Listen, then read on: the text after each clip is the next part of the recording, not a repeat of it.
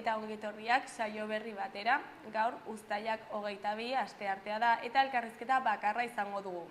Gaurkoan gure ohiko kolaboratzailea den Inigo Larramendirekin egongo gara hemen platoan, Navarraldeko kolaboratzailea dena.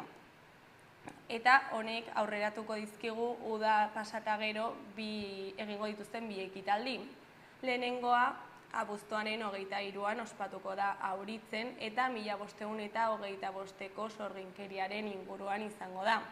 Eta bestea urtero egiten duten hemen Iruñean ondarearen inguruko ekitaldi bat izango da eta aurten pilota gaia egokitu dute.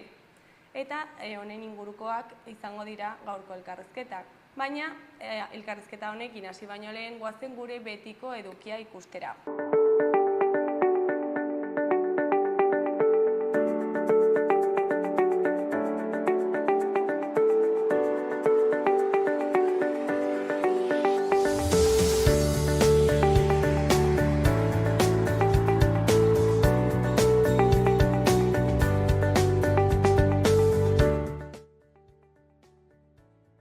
Goazen orain gaurko efemerideak ikustera. 1936ko uztailaren 22an, bi hegazkin frankistak Otxandio ametraiatu eta bombardatu zuten 25 minutuz. Santamaina jaiak ospatzen ari zirela. Herriko plaza milizianoz, soldaduz eta zibilez gainezka zegoen, eta 61 lagun hil zituzten, 3 laurden zibilak. Urte bat baino gutxiago zuten 16 haurtxo hil zituzten, besteren artean. Egun berean, baina 1954an, nazioarteko diru funtsa eta munduko bankua sortzea onartu zuten.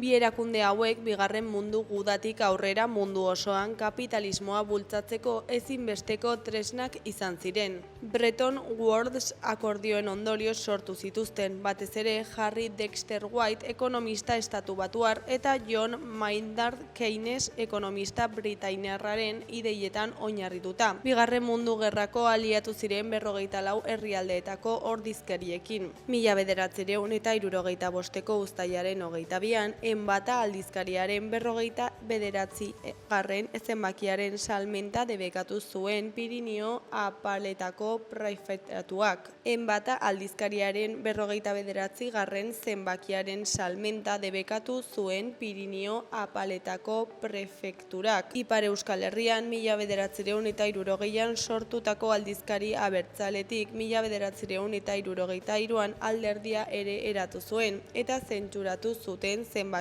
hori. Kristaine Etxaluz, Iruñean preso 5 hilabete zeramatzan alderdikide eta etakideari eskainitekoa zen. Iruñean preso 5 hilabete zeramatzan alderdikide eta etakideari eskainitakoa zen. Abuztuaren 4an Frantziako poliziak Irun eta Hendaia artean aldizkaria turisten artean banatzen ari ziren hainbat ekintzaile ere atxilotu zituzten. Hurrengo 50 zenbakia ere zentsuratu eta saltzea debekatu zuen. Eta bukatzeko 1989ko uztailaren 22an desastre hutsa izango zen Woodstock jaialdia hasi zen New Yorken. 220.000 pertsona bildu ziren 4 egunetan. Historiara igaro zen 1969ko lehen edizioaren arrakasta errepikatu izan zuten 30 urte beranduago. Antolaketalditik ordean dirua irabazi asmo argiek antolaketa akats larriak egitea eragin zuen.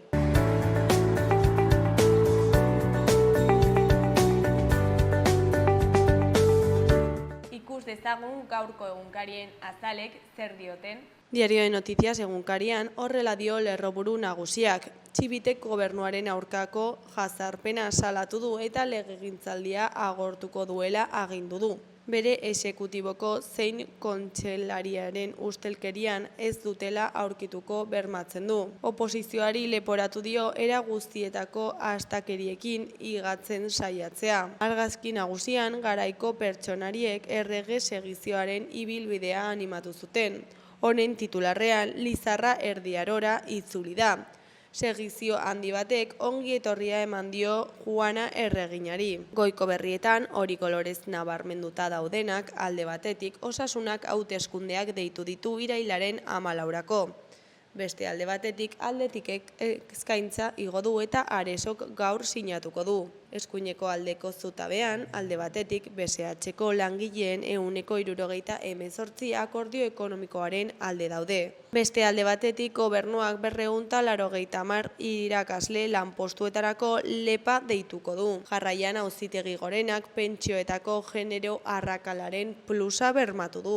Gainera, epaileak pasaportea kendu die Pardo de Berari eta errepideetako zuzendari ohiari. Azkenik, Israelek atzera bota du 25 herrialdek Gazaren aurkako erasoak amaitzeko egindako eskaera. Diario de Navarra egunkarian honela dio lerroburu nagusiak. BSH Eskiroz enpresako langileen 178 ura ixteko aurre akordioaren alde dago. Lan egindako urte bakoitzeko 45 egun eta 55 urtetik gorakoentzako aurre erretiroak aurre ikusten ditu. Nafarroan egindako enplegu erregulazioko espediente handiena da, 609 langilerekin. Argazki nagusian, Egalekoa atzo berriz bakarrik entrenatu zuen Taxoaren.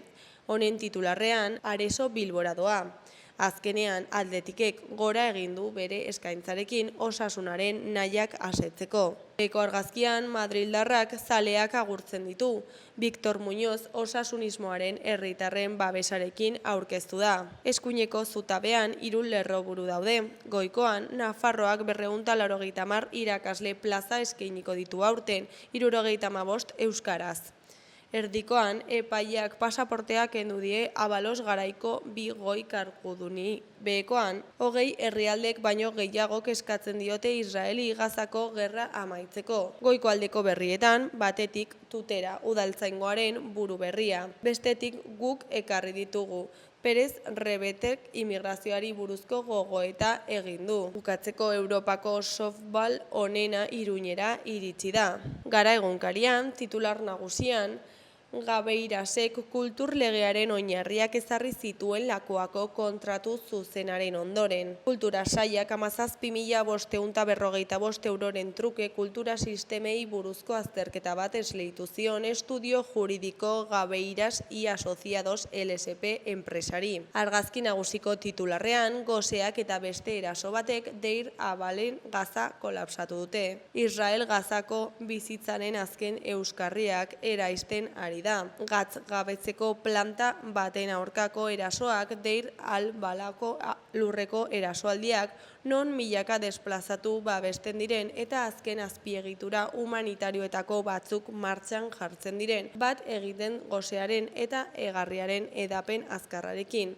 Kazetari palestinarrek lehen pertsonatan kontatzen dutena. Eskuineko aldean, batetik legegiltzaldia agortu arte irango duela esan du Txibitek, bestetik legezkanpoko pisu turistikoei isunak igortzeko eskatu du EH Bilduk. Jarraian, Unai Zubeldia Euskaltel Euskadiko txirrindulariaren arabera, inoiz ez duen helmuga gisa jarri maila profesionalerako jauzia. Berriaren titular nagusian, Gazako erasoldia amaitzea exigitu diote Mendebaldeko 25 estatuk Israeli. Erresuma Batua, Frantzia, Japonia, Italia, Kanada eta Australia daude sinatzaileen artean.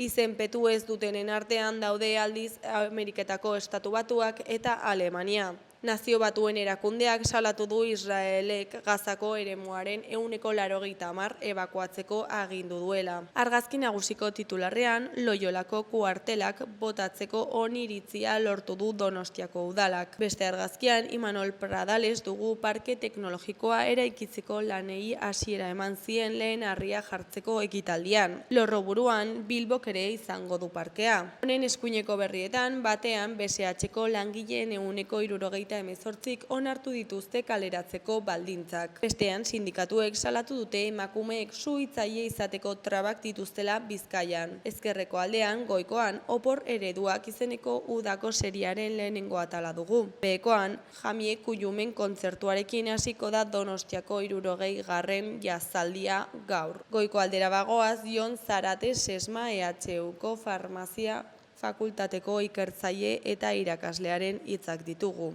Segurtasun klinikoa kolokan jartzen ari den profesionala euskara ulertzen ez duena da.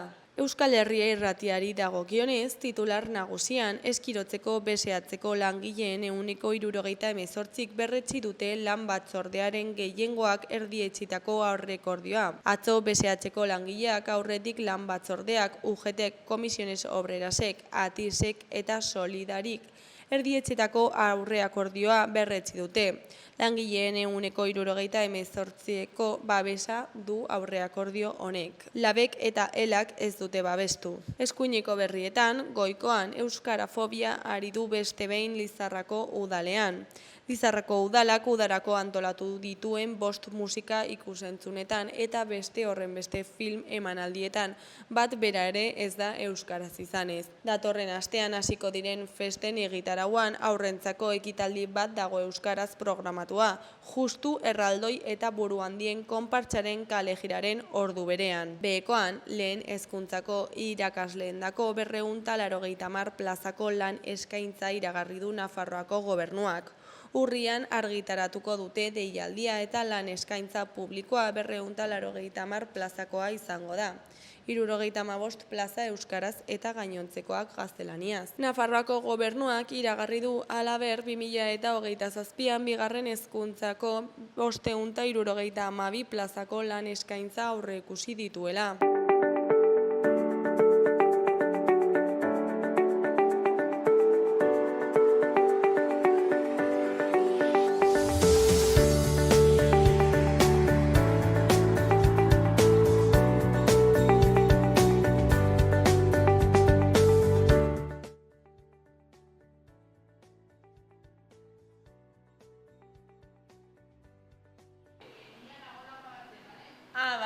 Vale, pues hasiko gara, ez? Prest, zaude? Nahi duzunean. Vale. Kaixo, lehen aipatu egun bezala, orain Inigo Larramindirekin gaude, Navarraldeko kolaboratzailea dena. Kaixo, zer moduz? Ongi, egunon, ja oporren zai. Bueno, normal, Gehieno bezala data hauetan, hemen San Ferminen ondorengo ajeekin, Iruñean. Oroar, San Ferminak eta abuztuko porren arteko tarte hortan, dena ongi lotuz, eta dena ez dadila geratu kolokan, eta deno bezala sukatzen du dut hauetan. Eta San Ferminak ongi? Nire aldetik lasai, ni gazteizen egon naiz, orduan, ez enteratu, enteratu naiz, baina egun horietan kanpoan egon nintzen gainera bidei baten eta hori, baina ongi, ez nire San Ferminetan egon, baina atzerrera joan nintzen eta hori, ongi, ez naiz kesatzen. Gaur zer ekartzen duzu, pixkat ja uda sasoi parte hau pasatzerakoan? Pixkat ikasturtean hori esateko, izteko eta batez ere, udako tarte edo parentesi honen ondoren, dauzkagun bi asmo nagusiak aurreratzeko diot, oraindik zetasun batzuk ditugu izteko, ez daude era bat zehazturik, nolet esateko, baina bai ados argi dago egingo ditugula eta ideia gauza nagusiak bai lotuta ditugula.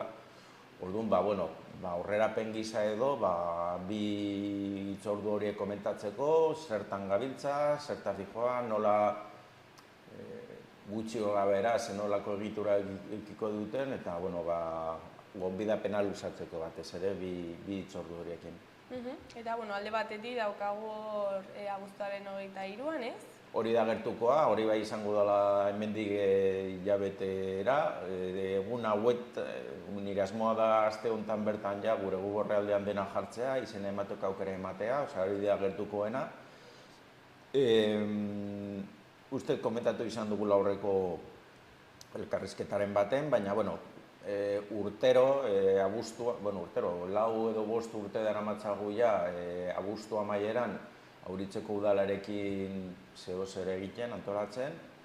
Eta, joan den urtean, badakizue aspaldi honetan gabiltza bueltaka, aurten 5 urte betetzen direla Zorronkiriaren lehenengo prozesu orokorraz eta hori. Lehenen joan den urtean, egin genuen honekin zehozer, erakusketa bat prestatu genuen, eta nik bizita gidatu bat egin nuen, eta berezeki, bueno, Asiz Kormenetak eman zigun hitzaldi bat, gai honen ingurua, baina ezin izan genuen gehiagorik egin, ze, bueno, diru aldetik arazoak egin dituen joan den urtean, eta, bueno, hori egin ahal izan genuen osta, baina, bueno, ez guk eta ez da ere Auritzeko udalak nahi zuena, eta gainera urten da berez 500. Urte hurren edo 5. mende hurren borobila, ez da, orduan, bueno, joan den urtean nola erdipurdi geratu ginenez, aurten zorionez. Aitzakia daukazue berriro egiten. Hori da, bai, aitzakia eta aurten zorionez, bueno, kontu ekonomiko horiekin, aurten hori ekidin ahal izan dugula, osea, alde hortatik, aurten ongi gaude. Eta, bueno, bingo izango duguna da berriro gai hau landu, baina behar bezala. Ez joan den urtean bezala, eta ja, aste kultura, egun nagusia, beti bezala izango da jardunaldi bat, eta data bai adostuta, ja erabakita daukagula, esan bezala, abuztuaren 23an. Aurreko astean, aste kultural bat egingo dugu, ikusgai egongo da Auritzen erakusketa hori, printzipioz itzita daukagu, Amaia Nagusiarekin hitzaldi bat, gai honen inguruan, momentuz asteazkenean, hogei uste dut, baina, bueno, hori, esango dudan guztia, esango da, momentuz dagoen bezala, egon daitezke aldaketaren bat edo beste, orduan, finean, hau, gure web horreldean jartzen dugunean, hori ja bai izango dela, behin betikoan. Horrengo da horreapena, baina aldaketak egon daitezke. Baina, aurreko aste hortan, printzipioz, hori, esan dakoa, erakusketa ikusgai egongo da, Amaia Nagusiaren hitzaldia, sorginaren kontzeptu honen inguruan, nola osatu zen garaia historiko hortan, horren inguruko gogoeta bat. Eta, uda sasoi hau pasatzerakoan, ekitaldiekin hasiko gara, ikasturtearekin, eta lehenengoa abuztuaren 23an da, ez? Hori da, lehenengo hemendik hilabete eskasera, oseak, gertukoena. Zetasun guztiak oraindik ez ditugu itxi, asmoa da aste honetan, edo gehienez aldela aste honetan bertan, hau dena, behin betiko informazioarekin gure horrealdean jartzea, baina aurrerapen gisa gauza batzuk izan ditzakegu. Abuztukoa da aurreko 4 edo 5 urteetan egin izan dugun dinamikaren jarraipena. Azken urte hauetan, abuztuko amaieran Auritzeko udalarekin zehozen antolatu izan dugu, eta kontua da, jakingo duzuenez, edo komentatu izan dugunez behintzat, joan den urtean, aurten gabiltza jotake Sorgin Eizaren lehenengo prozesu horren 500. Urte hurrena dela eta gai horrekin saiatu ginen joan den urtean jardunaldi bat antolatzen, eta antolatu genuen, baina kontua da diru aldetik gaizki ibili ginela, eta soilik egin ahal izan genuen izan zen erakusketa bat, prestatu daukaguna, eta nik bisitagidatu bat egin nun, eta Asiz Kormenetak hitzaldi bat eman zigun, baina ez genuen gehiagorik egin, ezin izan genuen. Baina, bai guk eta baita Auritzeko udalak, ez ginen gustora geratu horrekin, eta gainera, aurtengoa da benetan mende hurrena. Eta gainera, udalak gauza batzuk egin ditut artean, ekainaren 14an egin zen Auritzen azoka bat eta antzerki lan bat honekin, eta Asiz Kormenetak bere dokumentalaren, gai honekin egiten ari den dokumentalaren aurrepan bat egin zuen. Orduan, udalak ere nahi zuen hau sartu dinamika, ez urte osoko, baina urte gehienaren dinamika honen barruan. Orduan, erabaki genuen errepikatzea gaia, baina, aurten bai behar bezalako jardunaldi bat eginez, zorionez hartzen diru aldetik, ongi gabiltza, ez joan den urtean bezala. Orduan, momentuz, erreferitzazko eguna izango da, abuztuaren 23a, larun bata, hor jardunaldi nagusi bat egingo dugu, eta horreko egunetan, aste kultural gizako zea bat egingo dugu. Ez dena ez dago itxita, esan bezala, baina, bai aipatutuko erakusketa ikusgai egongo dela, Printzipioz, Amaia Nagusiak hitzaldi bat emango digu, printzipioz asteazkenean, 20an, abuztuaren 20an, baina hori aldatu daiteke. Zeren ingurukoa izan? Bueno, sorginaren kontzeptuaren inguruan, berak landu du batez ere garai historiko hau emakumearen ikuspuntutik, emakumearen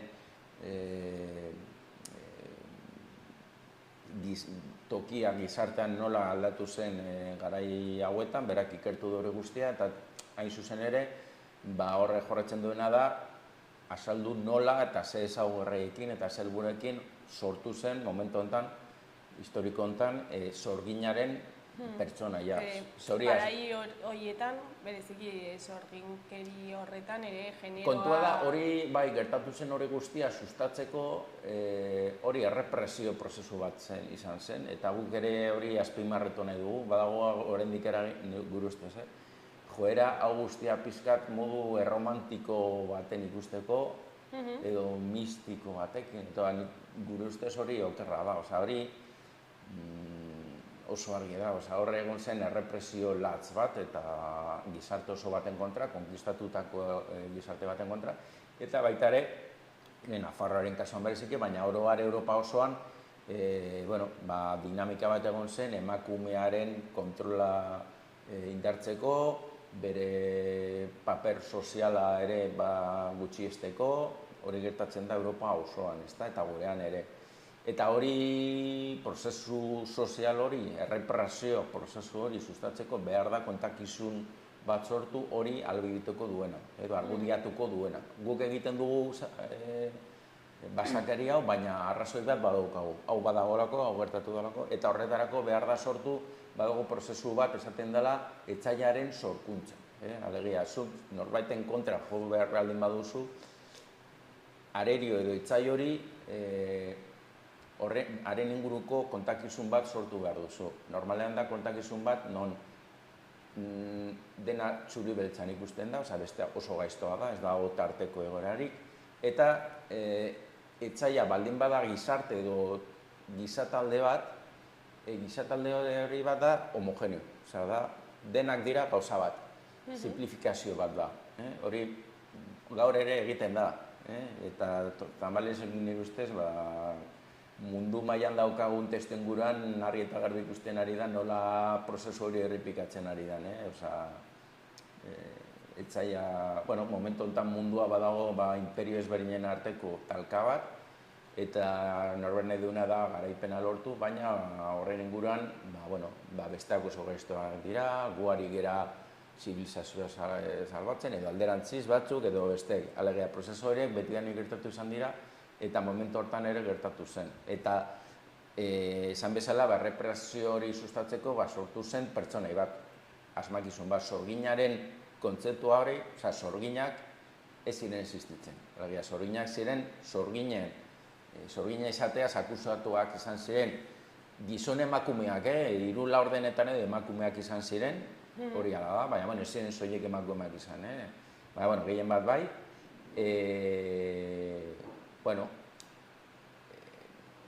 haiek ziren gu bezalakoak, sorginak ziren jende normal arrunta, bere ohiturarekin, bere sinesmenekin, bere gizartea antolatzeko bere moduekin, eta hor gertatu zen prozesu guztietan izan zegoela kasu bakoitzean haundiki bat, bertako haundiki bat, bertako herriak zerrak ordaindu behar zizkion, eta menpekotasun bat gorde behar zuen haundik edo jauntxo horrekiko. Eta prozesu guztietan gertatu izan zena hor talka bat egon zela jauntxo edo haundiki horren dela Pedro de Balanza, dela León de Araníbar, Anduezako jauna, kaso ezberdinetan bete egon zen haundiki bat, eta herria, eta hor bien alteko talka bat gertatu zen izan zitekeen, zerga batzuk direla medio, edo lurre eremu batzuen eskubideei edo jabetzari buruz edo ustiapenari buruzko talka bat berdin dio. Hori da oso eztabaida arruntak. Baina testuinguru horretan sorginaren kontzeptu hori sortu zenean, haundike horiek erabili zuten kontzeptu hori, arazo hori konpontzeko ez negoziazioaren bitartez, baizik eta inposaketaren bitartez. Eta horretarako behar zuten hori sortu. Ez zu ez ara, bai, badakigu, badauzkagu, ezakit, ez didazuela enbesteko zerga ordaindu, hori da arazoa, baina nik hori ekiditzeko egingo duana, ez sortuko dut, esango dut, biltzen zarela eta zurik batzarrak direla, ez batzarrak, herri batzarrak, baizik eta deabororekin biltzen zaretela ez dakiz zer, atmosfera bat edo testuinguru bat sortu zen, non hori asmakizun fantastiko horri zilegitasuna edo sinesgarritasuna ematen zitzaion, hala da, historiako hainbat momentutan hori gertatu izan da, gezurrak sinesteko giro aproposak sortzen dira, eta gaur egia, erdi egiak, erdi ustelak, fake eta hau guztia ere badago gurean, eta garai hartan hori gertatu zen, eta hondik horiek erabaki zuten jende hori zapaltzeko. Baina horren muinean dago zorginaren pertsonai hori. Eta, Amaia Nagusiak esaltzen du, batez ere emakumei dagokienez, nola sortu zen kontzeptu hori, ze ezaugarriekin, ze helburuekin, nola txertatu zen gizartean, eta bar. Orduan hori izango da gauza bat. Eta beste zehoz ere gehituko da aste hortan, baina oraindik udalarekin zehazten ari garenez, nahiago du gehiago ez esatea. Eta zergatik ziren emakumeak gehiengo epaitua, testuinguru horretan justo ez baldin bazuten hainbeste botere gizartean? Hor ere, eztabaida asko egon daitezke, baina oro har,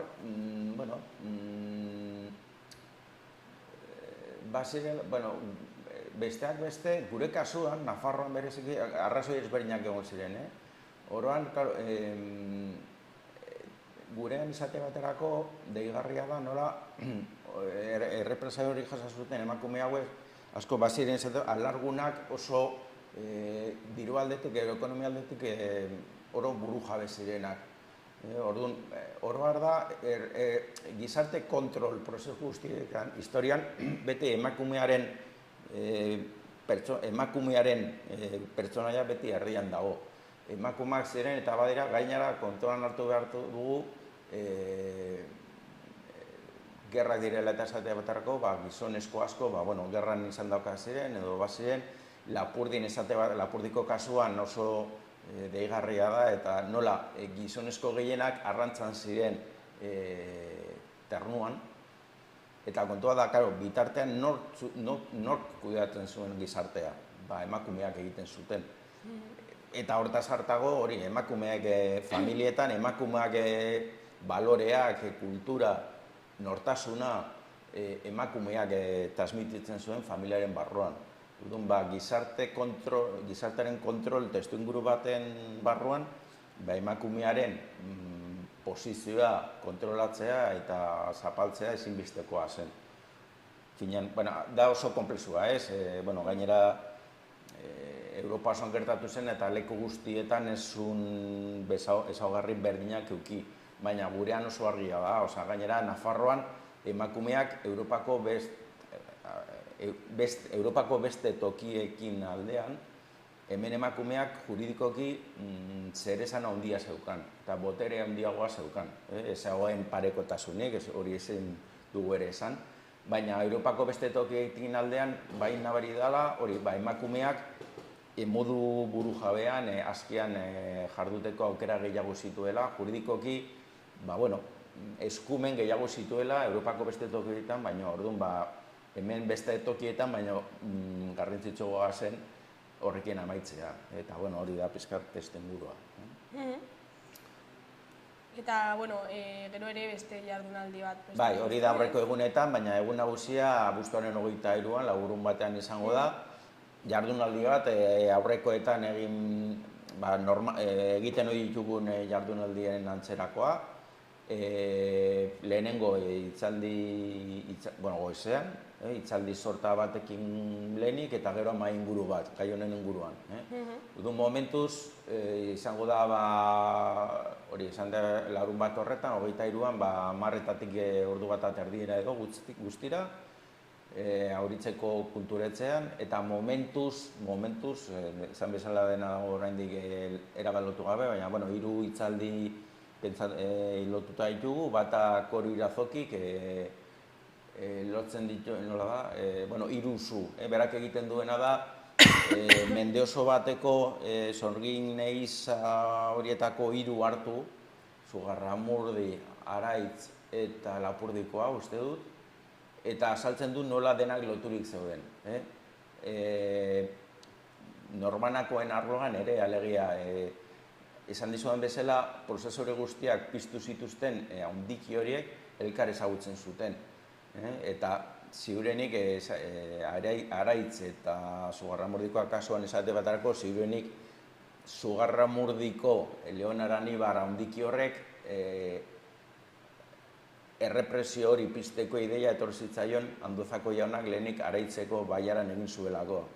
Araitzeko jauna, Anduzako jauna Araitzen berazen diruzaina, Nafarrako Gaztelaren, Espainiaren menpeko Nafarroko erresuma horretan, berazen diruzaina.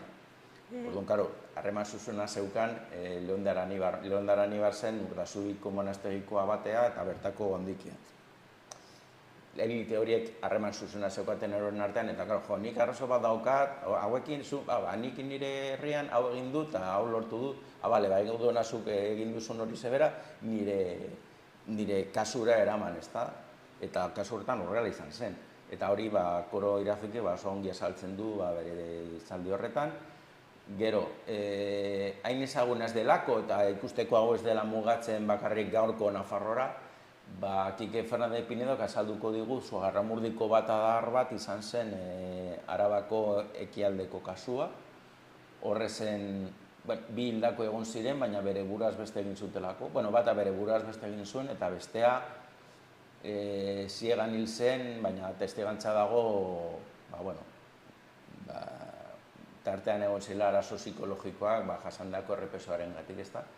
Baina bai errepresio latza, beldurra hori bere girizkoa da, eta oso ongi esaltzen du bertan. Eta pizkat, informazio historikoa zaratago,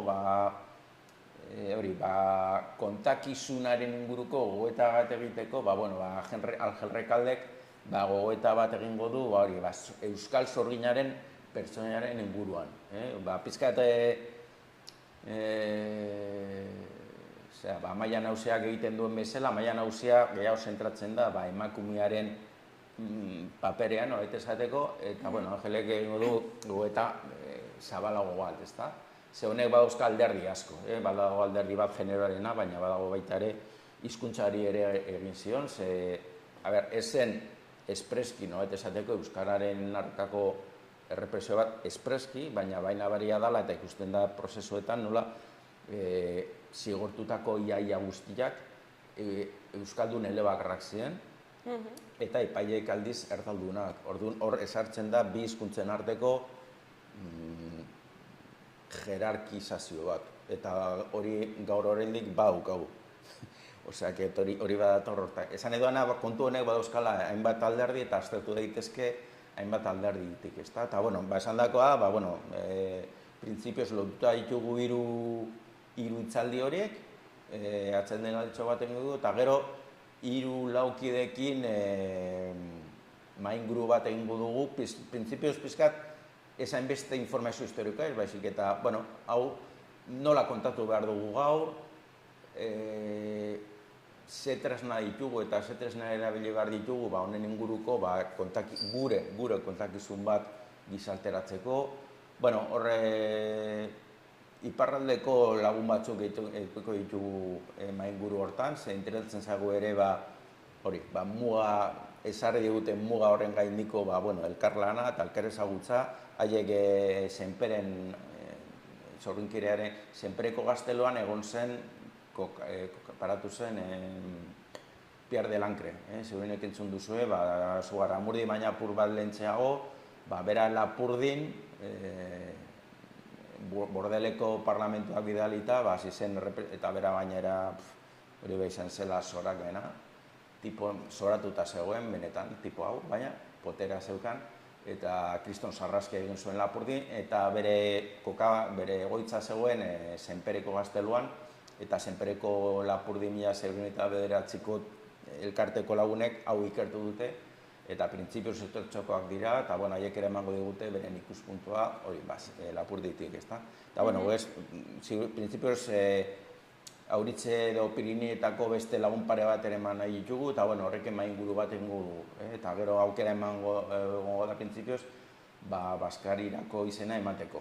Orduan, normalen jardunaldiak horrelako formatoarekin egiten dugu, eta kasu honetan horrela egingo dugu. Baina, esan bezala hori da horrerapen bat, nik egiten dudana da deia, jendeari, ez dakit garaiz iritsiko garen, hor ja maituta dagoen, baina inprentan dago eta hori, eta ez dakit nola biko garen denboraz, baina, honen inguruko komiki bat egin dugu, eta ez dakit astirik emango digun bertan orkesteko, baina, aukera bat izan liteke, baina, esan bezala, gauza batzuk oraindik irekita daude, baina, gonbidapena, zai egoteko, gure web orrialdean da, zirunik hau datozen egunetan jarriko dugu web orrialdean, eta gonbidapena utzi jendeari, izena emateko, parte hartzeko, eta, nik uste gai interesgarria dela, eta ikasteko beti badago, eta badauzkagu gai honen guruan aurre iritzi asko, eta nik uste sinesmen asko ere, alako gauzak entzuna, pizkat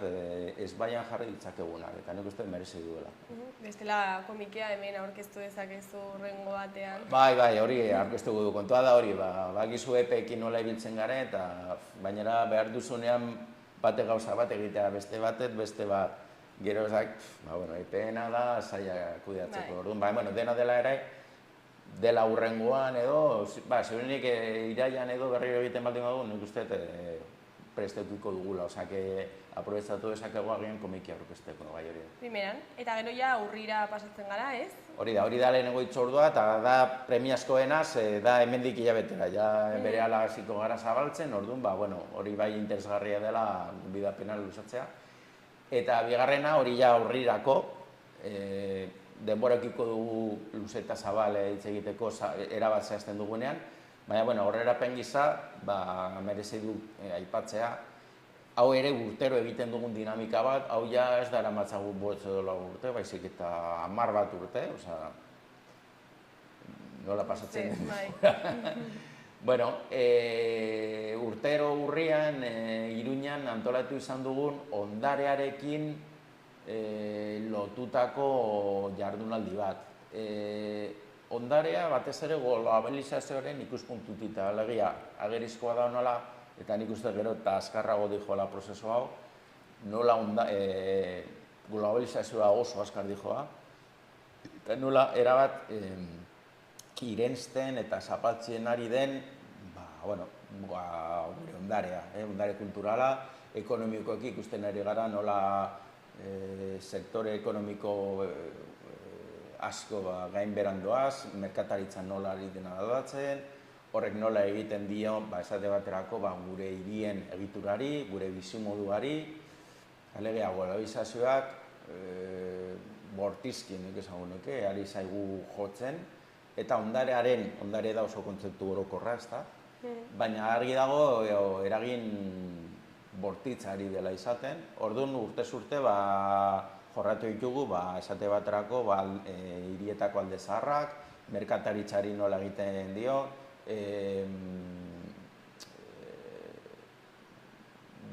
despopulazio prozesuetara herrietan, bideak, ura, ondare sortzaile gisa, horrekin urtean ondarearekin lotutako gai bat jorratu dugu, eta horten aukeratu dugun gaia esan da pilota, euskal pilota.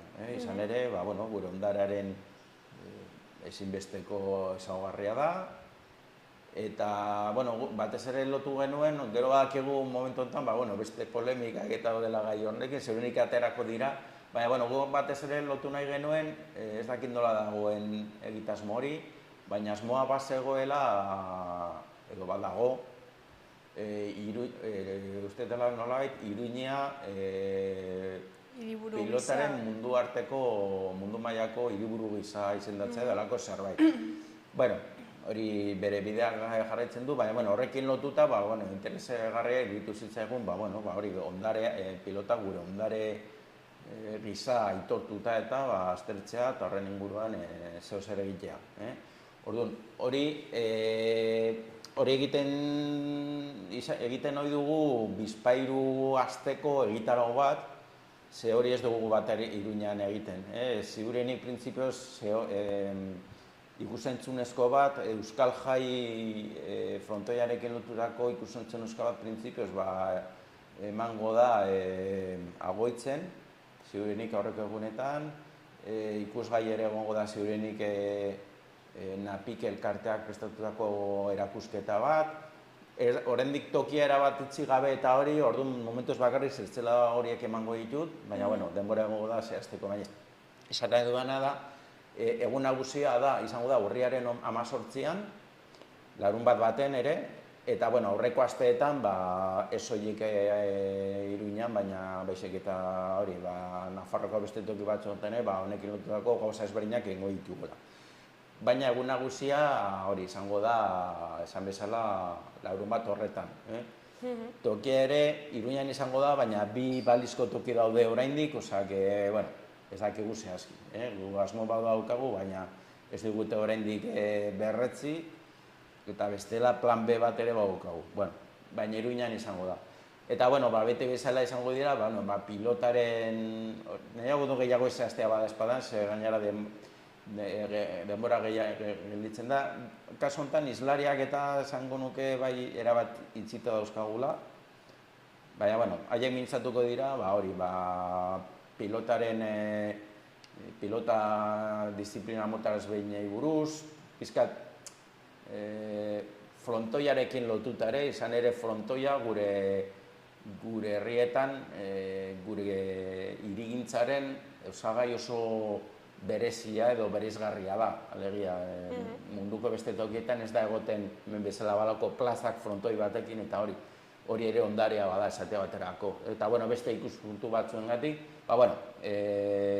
islari ezberdinak ikusi ditugu, pilotari buruz gogoetatzeko, pilotaren etorkizuna, oraindik hori guztia zehaztu joan beharko dugu, baina egingo du hori, bete bezala egiten dugun bezala, gai honen inguruko hitzaldi sorta bat hasieran eta gero mahai inguru bat.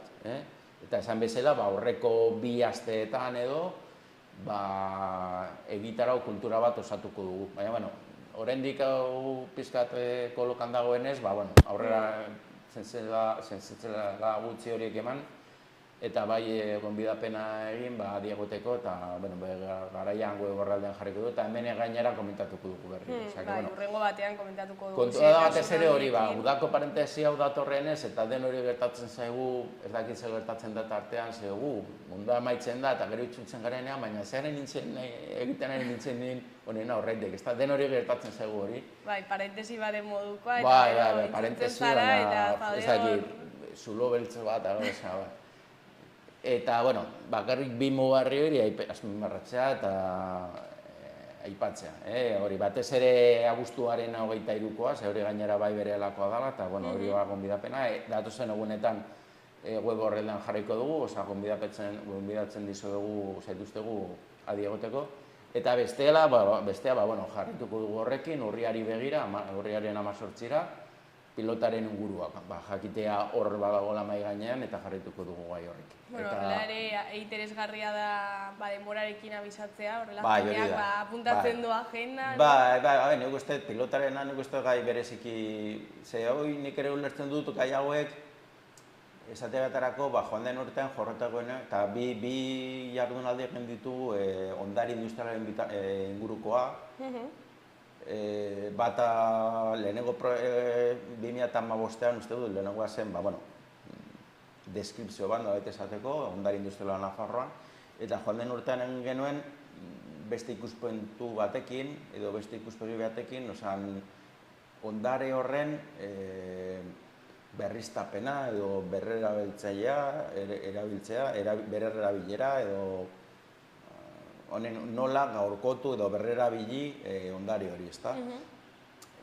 Egia da gai interesgarriak direla, baina egia da ere, agian jende gehienarentzako agian ez dakit, agian ez duela gertuko kontu gisa, ezta? Ematen du agian apur bat, adituen kontu bat, baina pilotarekin ikusten, zaletasun handia daukagula horrekiko, eta ondare industriala garrantzitsua da, baina onartu behar da, agian jende gehiena, urruneko kontu bat bezala ikusten duela, baina pilota ez, nik uste pilota...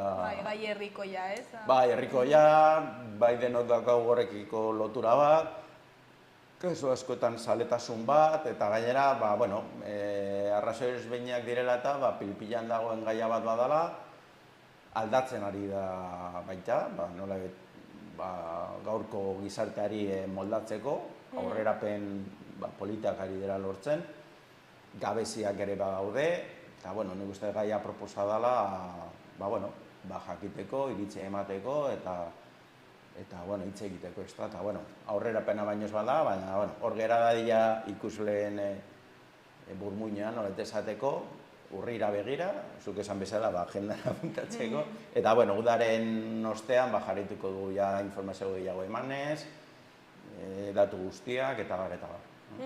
Inigo, primeran, mila esker beti bezala, eta ikusiko dugu hurrengo batean zer kontatzeko duzun, eta igual ere komentatuko ditugu xehetasun gehiagorekin ekitaldi hauek, imaginatzen. Eta komikiarena, bere ere aurkeztu dezakegun, eta... Ekarri dezakezu onera, eta aurkezten duzu, ikusten dugu... Hori da, ja dena itxita eta behar bezala, gaurkoa izan da zertzela batzuk eman besteik ez, baina xehetasun gehiagoekin dena jakinarazi, eta esplikatu, eta hori. Eta bitartean, uda on pasa, oporrak dituzuena gozatu, lan egin behar duzuena animo lanarekin. Eta beroarekin ere. Eta horren bueltan berriro ere emango gara txapa emateko. Primera Inigo, mila esker eta ondo segi. Bale, mila esker, zuei eta hurrengo arte.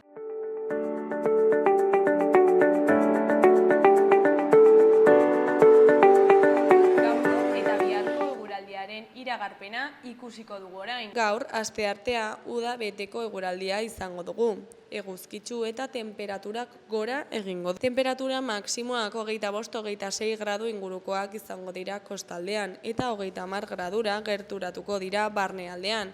Arabako Errioxan eta Nafarroa hegoaldean balio hori gaindituz. Egun sentiko behelainoa desegin ostean, zerua oskarbi egongo da. Eguerditik aurrera brisa altxatuko du kostaldean, eta arratsaldean barnealdera iritsiko da eta indartu egingo da. Asteazkenean ipar-mendebaldeko haizearen eraginpean temperatura maksimoak nabarmen jaitsiko dira, eta 20 eta 25 gradu artean geratuko dira. Kantauri isurialdean zerua hodeitsu egongo da eta tarteka euria egingo du. Hegoaldean hodeitza zulatuago egongo da eta euria egiteko probabilitatea txikiago izango da. Nafarroa ekialdean, bereziki Pirinioetan, trumoi ekaitzak jo dezake, batez ere goizean. Ipar-mendebaldeko haizeak enbarazu egingo du eta bolada gogorrekin ibiliko da kostaldean eta Ebro ibarrean. Gaurko hau izan da dena, bihar itzuliko gara eduki eta elkarrizketa berriekin. Mila esker zuen arretagatik beti bezala. Agur, ondo pasa arratsaldea.